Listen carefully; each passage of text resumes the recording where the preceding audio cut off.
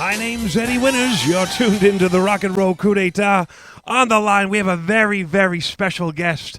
I'm excited. We've been talking about him all morning. Welcome to the program, Mr. Bobby Hart. Bobby, how are you doing this morning? Hey, Eddie, I'm doing fine. How you doing? We are doing sensational. We got Jeremy Wheat is joining us as the co-host in the hot seat. Hey, Jeremy. Very pleased to make your acquaintance, Bobby. Thank you. We are so excited. All morning long, we've been playing some of your tracks with Boyce and Hart, of course, some of the Monkees tracks, and talking all about your incredible, absolutely incredible career. I know that you've got a book that is coming out May 12th and is already burning up the Amazon pre-sale charts, I should say. The Psychedelic Bubblegum is the name of it. And also there's a film project, a documentary film project called The Guys That Wrote 'Em, are coinciding at the same time. You've got a busy year. Yeah, that's putting it mildly. I got to ask you, I mean, these are two really giant projects, and was this obviously a planning for a long while, a long anticipated book? How has this process been of looking back, putting all this stuff together, and I guess we're on the eve of its release. How has that been for you? It's been fantastic. You know, writing the book was really a fun project, and I teamed up with a co-writer named Glenn Ballantyne, who made it so much easier, as I've always done in my career, to have a partner to bounce off of. Right. But just looking back, you know, you don't really often notice what's going on as a pattern in your life when you're living it. But you looking back and putting it together chronologically for a book, you kind of see how you evolved over the years, and how you learned, and how you made mistakes, and how you got back up and did it better the next time. Right. So it's been a fun process. And it seems to I mean, a lot of people have been talking about or anticipating this book. I mean, there's a lot of, I mean, you've had quite a ride, so to speak, as far as just where you started and kind of before you even get to the Monkees, which is a high period of releasing and producing music of your own, and teaming up with Tommy. I mean, it's the book. Does it chronicle a lot of the insides of the partnership in writing, or is it more? How would you say that the book? It tells the whole story. It basically picks up when I arrive in Hollywood, 18 years old, $50 in my pocket, and came to make my fortune, and how it took 6, 7, 8 years to really have any success, but just kept plugging away at it. Met Tommy Boyce within a year or so of that time. Had a record deal within 4 months, but I put out bomb after bomb, and he was doing the same. But we were hanging out and having a good time, and finally decided to start writing together. And then he got a break to go to New York to write for a publisher, and soon I joined him back there, and that's where we had our first success with records like Come a Little Bit Closer by Jan the American. Right. We were just talking about it. Yeah. Chubby Checker, and then the one you just played, Hurt So Bad. This is kind of a footnote, Bobby, but where does the Days of Our Lives theme fit into that? Well, after we had the hits in New York, Tommy and I got signed to Screen Gems Columbia Music, and we came back to California. And that's where all of the sitcoms happened?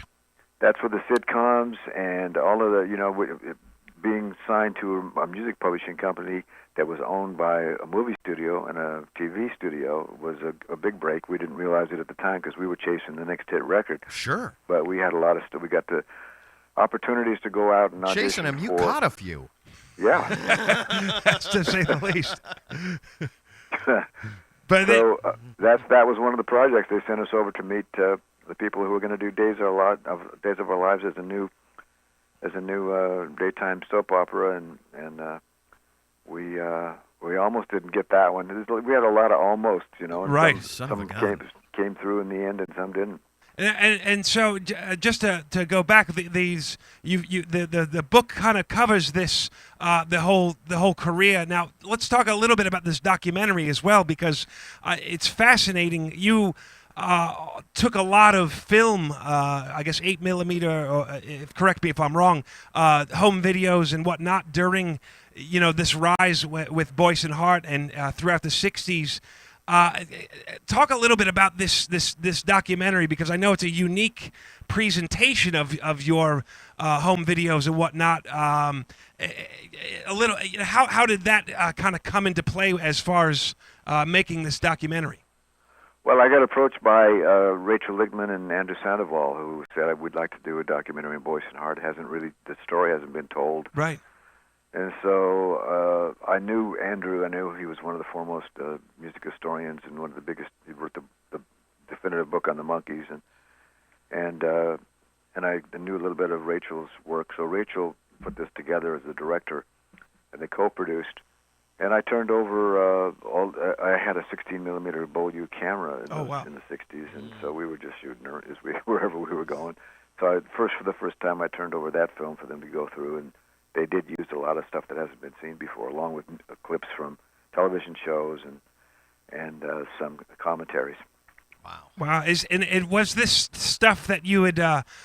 Obviously you'd shot it and it was in your private collection. Is this stuff that you had archived and were well aware of, or was it a kind of, let's open up? Did you just hand them a cardboard box? Yeah, it was a cardboard box kind of a deal. I kind of knew what was on there, but I made the agreement with them.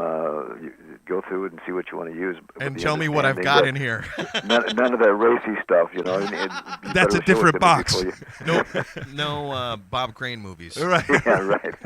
That must have been such a rush to be able to see some of this stuff that, presumably you hadn't seen in years.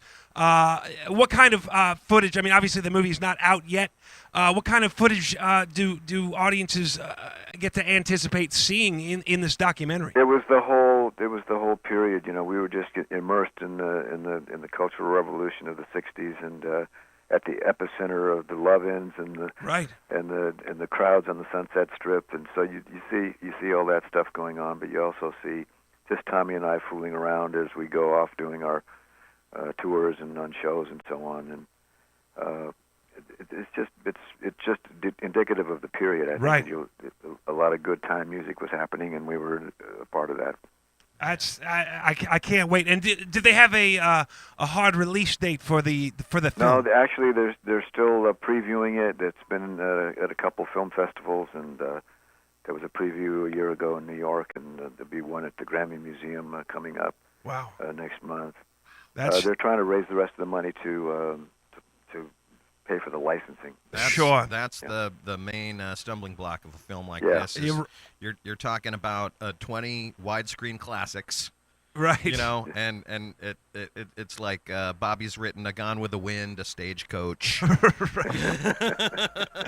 It's interesting going back to these times. There is a lot of, obviously you've been writing.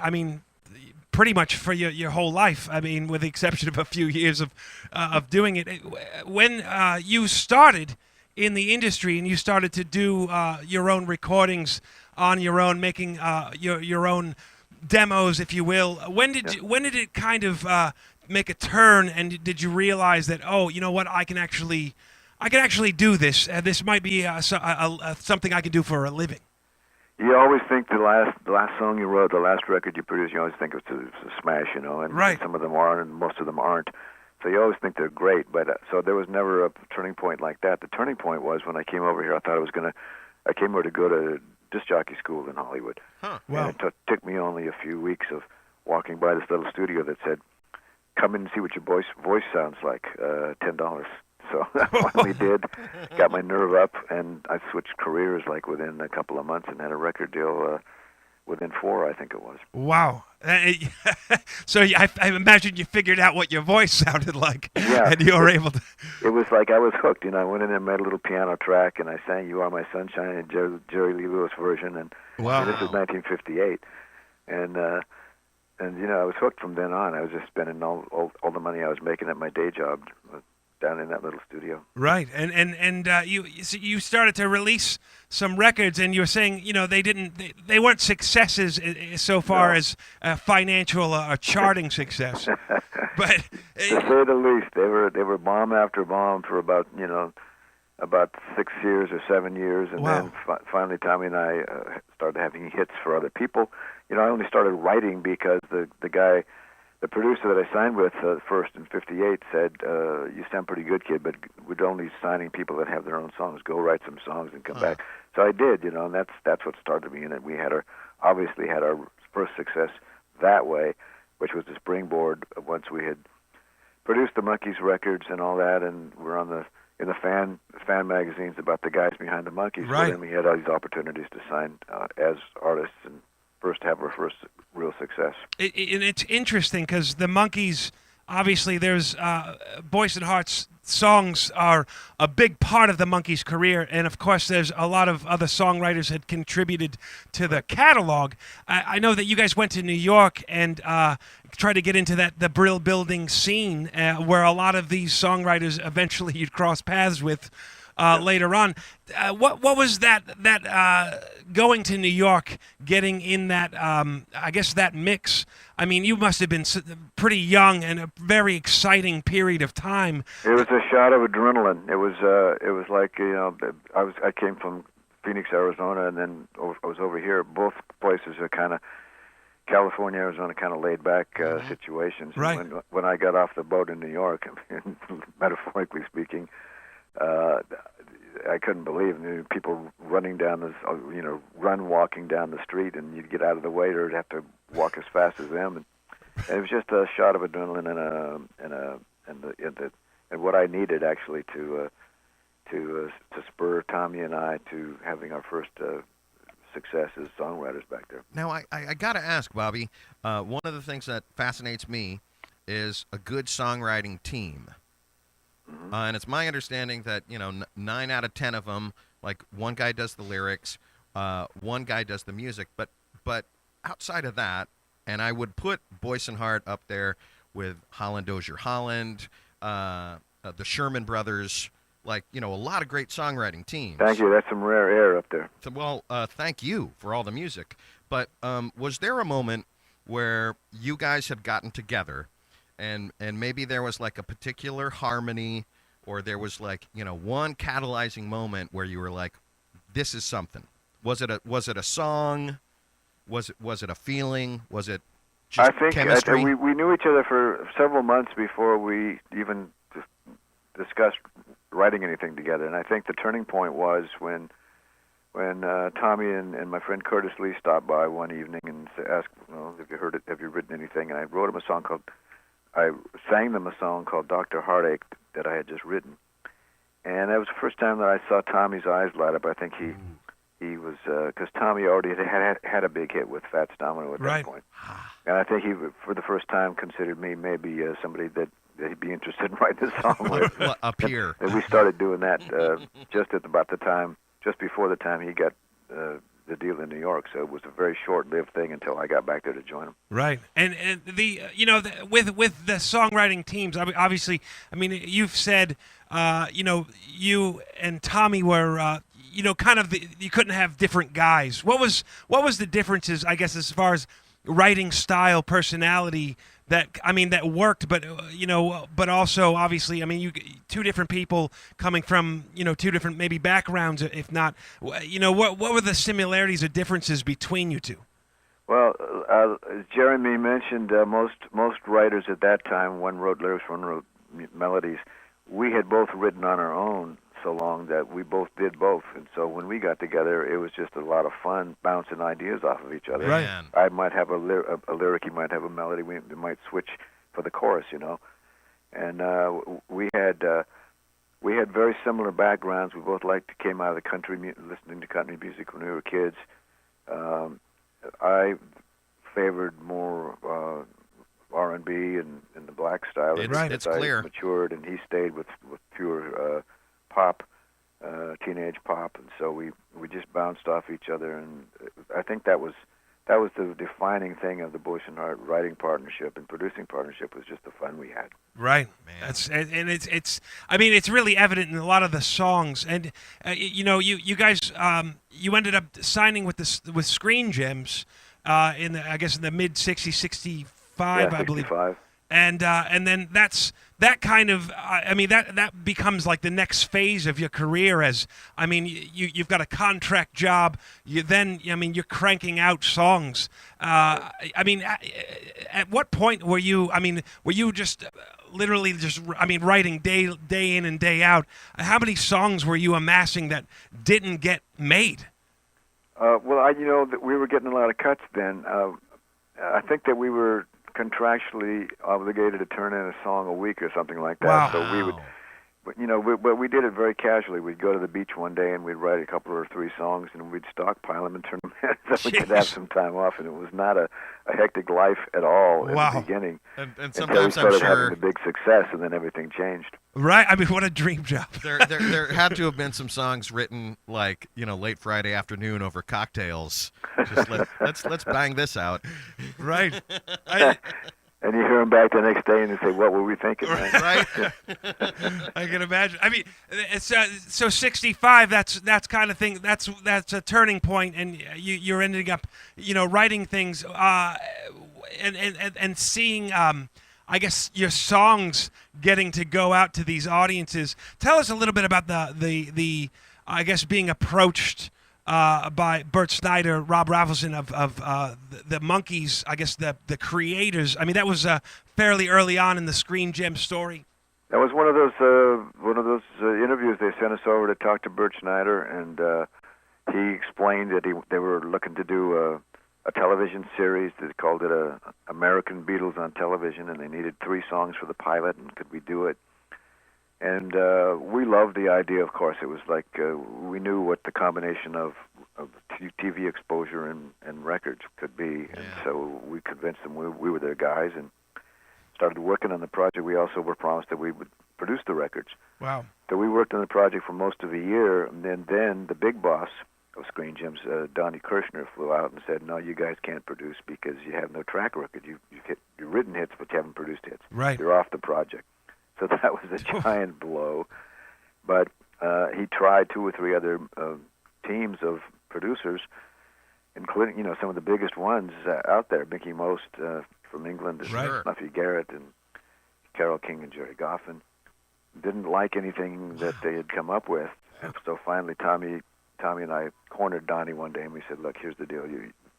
TV show's going on in September. It's July now. You have nothing to release. Right. Let me take my band that I work nights, moonlighting with my band in nightclubs. Let me take my band in the studio, little rehearsal studio down the street, costs $10 an hour. We'll work up some arrangements, play you some tunes. If you like them, you got to give us our project back. If you don't, it costs you $20. So that's how we got it back." Wow. And it's spectacular too. The musicianship. You were working with some of the greatest LA session players at the time. Actually not, because and that's kind of what made the Monkees sound a little more legitimate as a band. Because what we used, the guys we used in the studio were my club band. Is that right? Store Prophets. Wow, I had automatically assumed that it was a Wrecking Crew style backing track. The other producers before and after actually, because we did the first album. Right. They did use those guys, and we used those guys too for a lot of other projects. Of course. We decided for this project we'd use Larry Taylor, who went on to be a founding member of Canned Heat. Right. And Jerry McGee, who was a consummate guitarist, and Billy Lewis and Louis Sheldon, who was just a great guitar player. Sweet Louis, you're talking about this Rowan. band like they're like a weekend baseball team or something. These are heavy hitters. they're a huge group. Right. Sweet Louis Shelton, Jerry McGee. So that sound for songs, say like "Let's Dance On," that's kind of got this garage band kind of vibe. That basically is that's the group that's making that record. It was a real, I had played with this band often in different configurations. It was Teddy Randazzo's band first, the Jerry, Larry, and Billy were Teddy Randazzo's band when I was a background singer for Wow. Teddy before I came back here to work for Screen Gems. So I had played with them, and then we played in clubs when Teddy wasn't touring anymore, and I was out here producing. And then they became the Boyce and Hart band after that. Wow.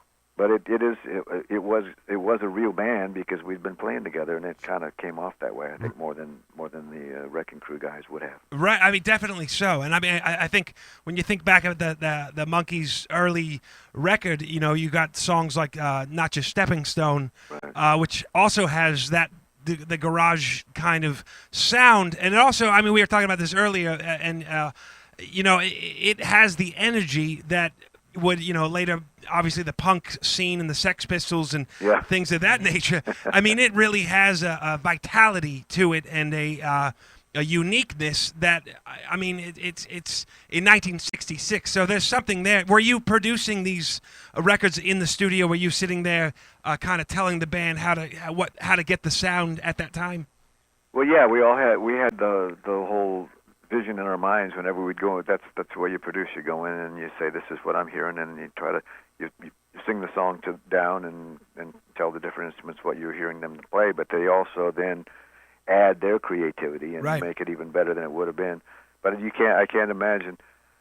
You can't imagine maybe how many people have come up to me and said, "In my little band, the first song we ever learned was Stepping Stone." Oh, I bet. And the punk scene is amazing. When I looked it up on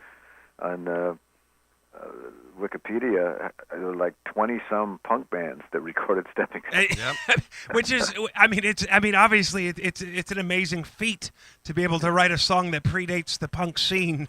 Yeah, and be so big 10 years later or whenever it was.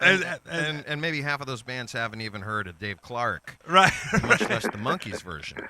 Which is great. I mean, so moving forward, I mean, you guys were writing and producing, you know, doing this Monkees thing, and then of course being a great outlet. I mean, going out to millions of Americans on television, or I guess worldwide, really. It's a great, I guess, tool, or I don't know, a way to get these songs out there. Tell us a little bit about when Boyce and Hart decided to go out as a singing group and start performing live, getting signed to A&M. A little bit about that transition. Well, that was phenomenal because that's what we'd always wanted to do, as I had said, would be singers. And so when the Monkees pulled the coup against Donnie Kirshner and said he's out and we're going to produce our own records now, it was the perfect timing for us to have our own careers. And that was an explosion unlike anything that had happened. Everything changed with the Monkees, but with Boyce and Hart now we were not only producing, but we were touring and we were promoting political campaigns. And we were, you know, it just never stopped. It was 24 hours a day for about a three-year period that was like a whirlwind. It seems like we were talking about the Let Us Vote campaign that happened, I guess, during '68. By the way, a great song to go with the campaign. But the you know, it's really, and you said it yourself in the trailer for the documentary. You were songwriters, performers, producers, actors, and activists. I mean, the work that you did for that campaign. I mean, dare I say, and I'm sure other people have said it. I mean, it really kind of put forth, I guess, the path to getting the 26th Amendment made, lowering the voting age. I mean, when that happened, was that kind of like a moment, I guess, a personal moment for you to realize that I may have had something to do with not only American absolutely. history? I'm still proud of that accomplishment. Not that we did it single-handedly. Right. The kids that started the whole campaign at the colleges asked us to be their national spokespersons, and so we went around the country on television, doing newspaper interviews, talking about it on our shows, talked it up, went to Washington, D.C. and walked the halls of Congress and got the senators and the representatives on board. And a real thrill because, you know, the draft was still on. Right. 18-year-olds were being taken over to Vietnam, not knowing if they were going to be coming back or not. And that just didn't seem right to us, that they didn't have a right to vote for the politicians that were making these decisions, but they had to go over there and give their lives. Right. And Eddie and I were talking about this earlier. There's a not dissimilar situation with what I think can safely be considered voter suppression this very day. And I don't see pop stars getting in front of that. Again, not to give you all of the credit for it, but, you know, that was a hell of a time to stand up and do something. Right. I mean, because you have groups like the Beatles and others that were super huge at the time, but they were, you know, sternly warned not to speak out against certain topics, obviously like Vietnam and whatnot. So it is it's a very bold step forward, I guess, in that kind of freedom of speech. Even I'm and stepping a little tender right now, introducing the subject of politics with our guest. It's okay. We always, Tommy and I both felt strongly about pointing out injustice where we saw it. That's patriotism. If it, would lift the cards fall where they may, we at least would bring attention to it. That's the best thing we saw that we could do is as having some kind of popularity out there. We could talk to our fans and see what we were seeing and make people aware. That's about all we could do, and in this case, it worked well. I mean, we also campaigned for Robert Kennedy, and we also were latecomers to the Martin Luther King scene, but we did contribute and work with that organization. So we weren't there for the marches and so on, but we were there for raising money for the Poor People's March on Washington and things like that a little later on. Right. It's at the time while this was going on, and I guess come 1970 when this the voter registration age is changed.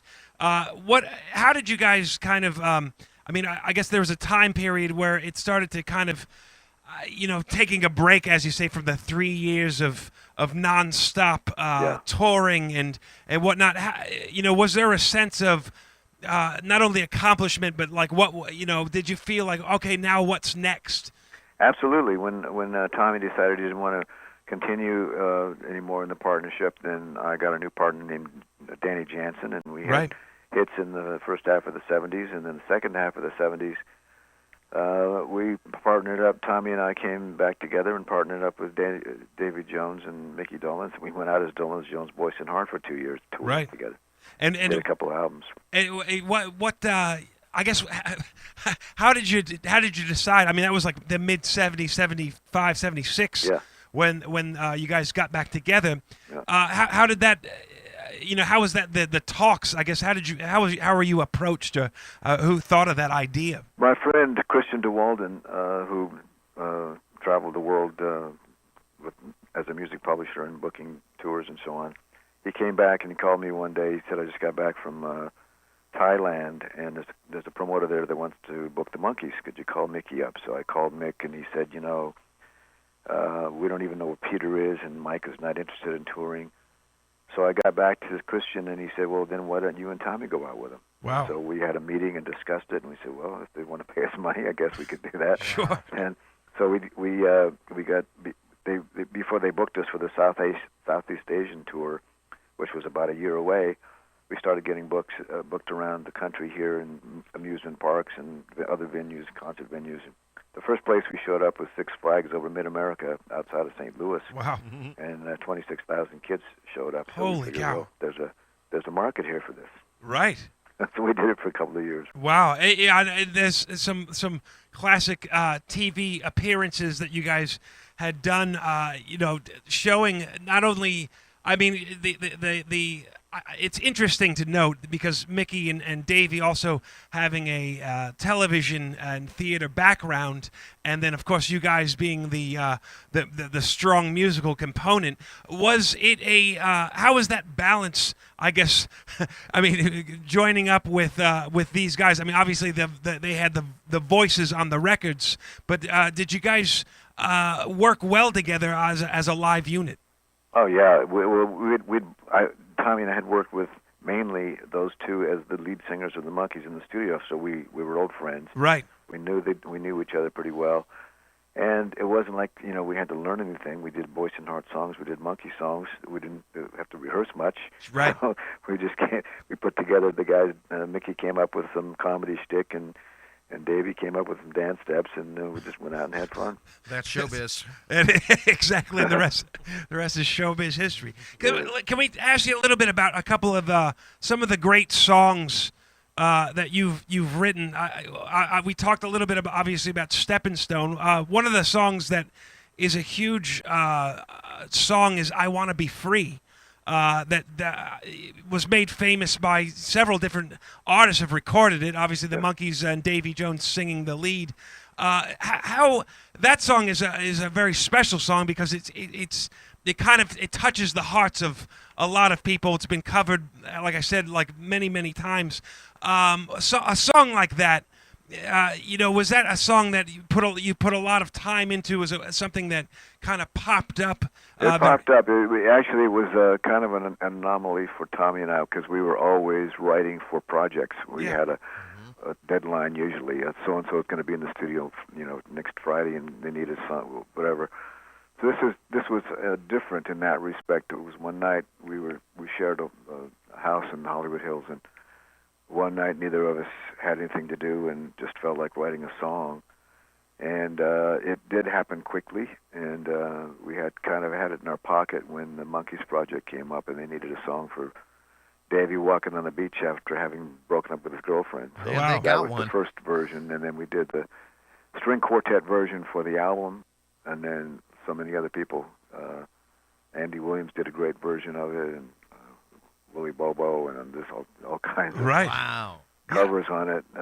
It's a song that we just felt like writing. It wasn't for any particular person, but it turned out to be for a lot of people. It's such a great song. I was retelling the story because it shows up later on in a Monkees episode, a famous episode where Peter has signed a deal with the devil, and he plays an arrangement of it on the harp, or lip syncs with his fingers, that version. And it's just one of those songs where the melody, the bridge, it is it's one of those songs that a songwriter dreams of writing. Also, it has to be said, talk about a universal message. Exactly, and it must have been a. Is there a song in your catalog that stands out as being one of those songs where maybe you feel like, wow, I can't believe I wrote that, or one of those a proud song that you have in your catalog? Well, there's a lot of songs I'm proud of, and most of them I can't believe that I had a part of, and I feel fortunate. Right.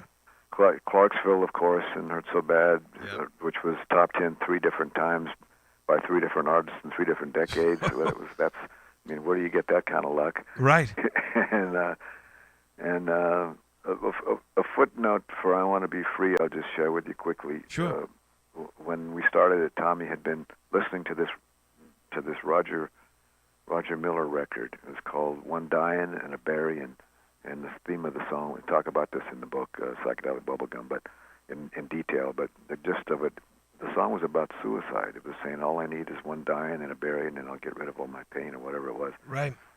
And so, of course, we didn't write our song about suicide, but it's kind of poignant looking back years later from the history that happened after that. Of course, that's where it came from. It's such an interesting, that kind of backstory to it. I was going to ask you after you've had a lot of this success, with the writing, the producing, obviously being on the television shows, these TV appearances, concert appearances, traveling the world. And you've kind of found a little bit of, I guess, a position in your life where there's a way to find, say, inspiration. I know that you've done a lot of keynote speaking and a lot of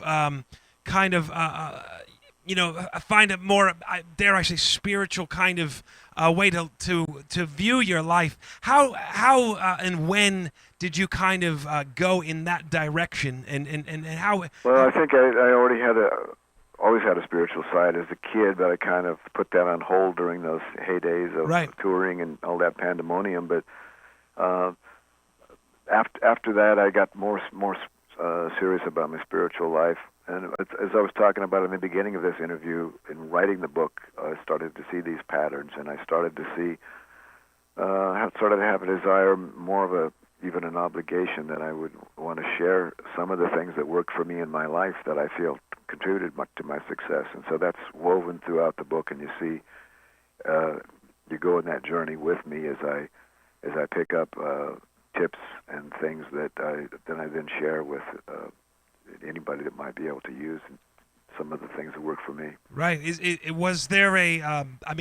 Is it a way to evaluate like some of the successes and kind of process it and looking back? I mean, does, as far as your I don't know, technique or kind of standpoint on that, can you tell us or share with us a little bit of your perspective as far as like looking at your career and kind of being able to express that, I guess, that viewpoint? How do you do that? I think a lot of it has to do with attitude, and a lot of it was just came naturally to me, that I was never one that would sit around and feel bad for days about something that happened to me. I would just get on to the next thing. Right. And I realized, looking back at the whole time of my life, if I had been resentful when Donnie took the Monkees project away from us, or if I had been angry at somebody that I thought was responsible for changing circumstances in the wrong way, then I would just have gotten better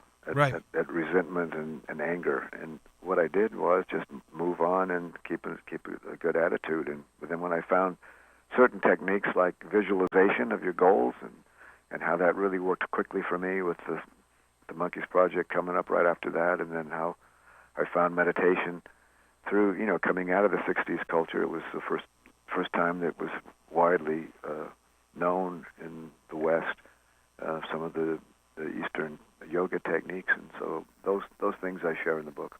Right. Wow, it's such a inspirational kind of viewpoint, because it's one thing to have these great successes, but I think having an internal, I guess, clarity and being able to separate yourself from these things in the physical is kind of is a real gift, and being able to share that, I guess, in the book is a gift, I guess, to give to your audience, and I commend you on that. Thank you. That's what I'm hoping, that it can help somebody else, have the same kind of successes, whether they're like you said, physical or spiritual. Right. It's an amazing amazing story. I want to say, the book comes out. It's May 12th is the official date, and it'll be in the stores on the 12th, but you can pre-order it on Amazon or Barnes & Noble, and if you go to my website, bobbyhart.com, they'll give you a free download of an unreleased Bobby Hart song. Let's do that. Once you do the pre-sale. I would love to play that. Speaking of Bobby Hart songs, we've been speaking about them all morning, but we played a cut from a 1980 record of yours, the Bobby Hart, the solo album. Wow, where did you find that? Believe it or not, there's a couple of tracks floating around. There's a YouTube video of a guy listening to the song. Okay, doing a copy, doing your own Hurts So Bad, but he's playing a record of it, and we previewed a little bit. I got to say, I've heard a lot of covers of Hurts So Bad, but that version is so smoking hot. Man. It is. It drove us both nuts. It really does. The drums on it, exceptional. Is there any thoughts, and I know that you probably hadn't thought about it in a while, any thoughts of putting that record back out, releasing it digitally? Because it seems like it is just jumping out, ready to get back out there. Well, that's a nice thought. I hadn't thought of it, and I own the album, so that's definitely a possibility. Thank you for the. And here's the thing, like I'm nuts about songwriting, and a lot of the times when I listen to, like, say, the demo version from one of my favorite songwriters, be it Randy Newman or who's someone else. I can't, again, I'm still thinking about your solo album from 1980, so I'm a little discombobulated.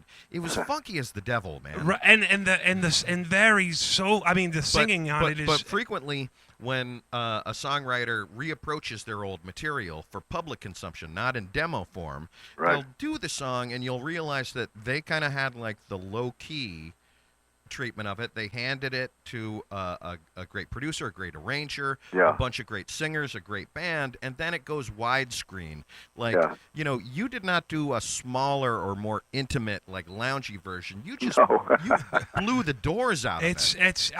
That's a Little Anthony classic. Right, right. You don't get much better.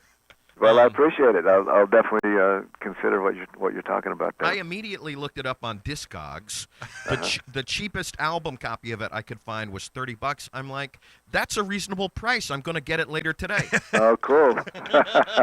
If you want a copy out there, if the price is based on scarcity, I guess that's a pretty good price. Some guy's probably going to charge me $40 to ship it from Amsterdam. Right. But nonetheless, well, I got to say, Bobby, it has been a absolute thrill and a pleasure to have you on the program and to share, talking about these great songs and your career. I'm excited about the book. It hits stores May 12th. Psychedelic Bubblegum, and the film, we don't have a release date, but when it comes up, we'll be promoting it and playing it. And also, if you do re-release that record, we'd love to have a copy of it. That'd be great. Good, you got it. But just for our listeners, they can check your website out, bobbyhart.com.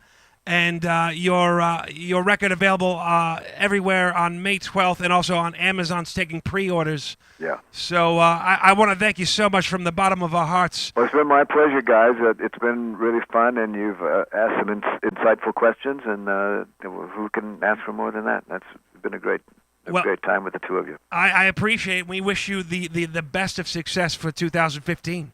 All right, Eddie, Jeremy, thank you so much. Hey, thank you, Bobby. Thank you, Bobby. Right. Take care. Have a good one. Thanks. There it is. Yikes. A legend, a songwriting legend, Bobby Hart. Job well done. I got a chill.